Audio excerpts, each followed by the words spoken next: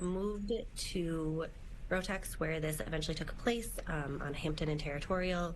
It became very clear that this was a significant operation, that there were a number of federal agencies there, and that ICE was in fact on the scene. So they all lied. They all lied. They all lied, and then they came and attacked. Right away, I got there a bit later, but immediately saw that there were federal officers who had detained members of our community, who had arrested members of our community, and who were behaving quite violently in response to community members who were there. Oh, of course they are, because our government, it's government tyranny, waging war in our neighborhoods. To make sure that ain't making safe shit worth shit. Happening at this scene. Ain't making anything. So pepper spray was deployed, tear gas was deployed.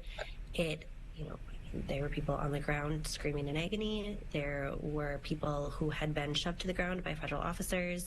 People who had suffered an array of injuries.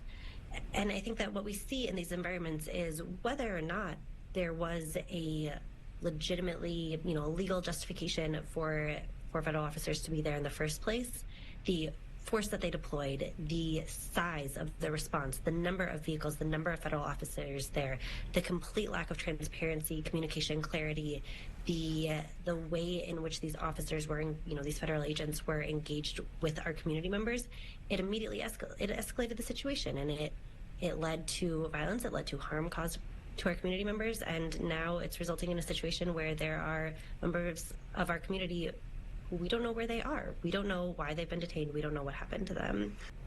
Are you able to get then through your channels as a city council member any additional information from federal authorities in terms of why they were there, who they were looking for? Zero, zip, nada, lips are sealed. That's what we're working to do right now, what we've been working to do for hours at this point. I think what is very clear is the federal government has no interest in communicating with communities, in answering questions, don't care. Honest with the persona non grata. What happened today and why it happened. So we are working across levels of government. We've been in touch with our federal delegation.